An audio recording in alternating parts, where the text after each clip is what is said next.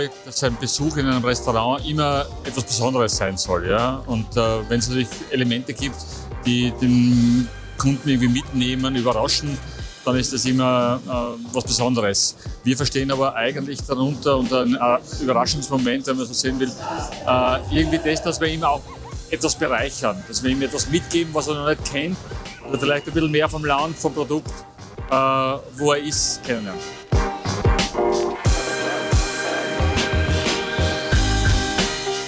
Das Thema Regionalität ist ja mittlerweile ein Basisthema. Ich glaube, wir kommen alle, können uns dem entschließen, genauso wie wir der Energiewende uns nicht entziehen können.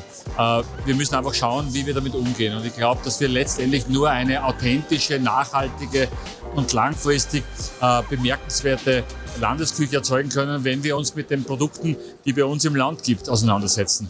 Nur damit können wir letztendlich, glaube ich, eine authentische Küche erzeugen.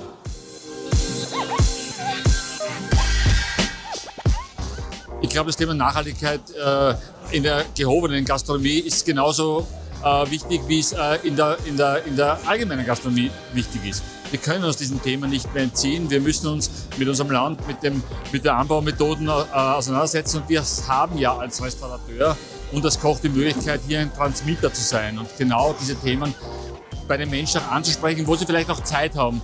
Weil wo haben Leute heute nur Zeit, wenn sie im Restaurant 2-3 Stunden sind, hat man echt auch die Möglichkeit, eine Message anzubringen.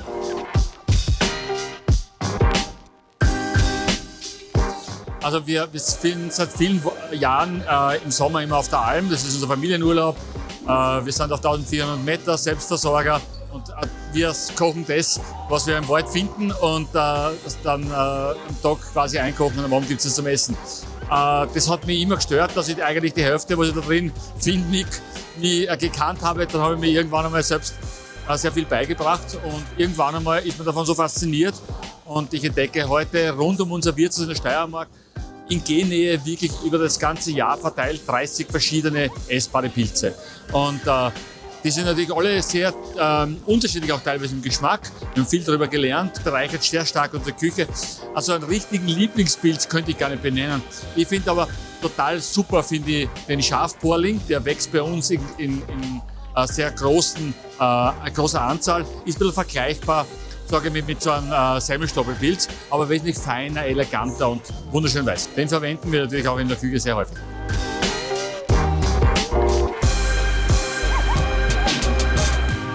Wir haben 2012 uns entschieden, ein Investitionsvolumen zu tätigen, einerseits um unsere Küche, unser Lokal umzubauen, damals in Wien. Aber ich habe gesagt, wir investieren nicht nur in Hardware, sondern wir investieren in Software genauso. Und wir haben damals angefangen, unsere Küche zu digitalisieren. Und zwar in dem Sinn, dass wir alles, was wir tun, ganz genau minutiös dokumentieren. Also wir haben jedes Rezept, wir haben eine Datenbank uns schreiben lassen. Wir haben mittlerweile 6.500 Rezepte da drinnen. Es ist bis hin zum Video, ist jedes Gericht, jeder Schritt, jedes Detail minutiös dokumentiert. Aus dem Grund, dass wir bestmöglichst natürlich eine Duplikation schaffen können. Aber auch deshalb, dass wir auf diesem Wissen, das ja über die Jahre sich immer ansammelt, auch immer wieder zurückgreifen können. Das ist immer verknüpft mit dem Produkt zueinander. Und wenn die Saison aufkommt, dann kriegen wir schon so viele Vorschläge, was für Möglichkeiten wir die letzten Jahre gemacht haben, welche Elemente wir noch nicht verarbeitet haben. Auch diese Matches kommen raus. Das heißt, er sagt uns, das und das wäre eventuell möglich. Und da könnten wir neue Kombinationen. Deshalb ist Digitalisierung ein sehr wichtiger Baustein seit vielen Jahren in unserer Küche.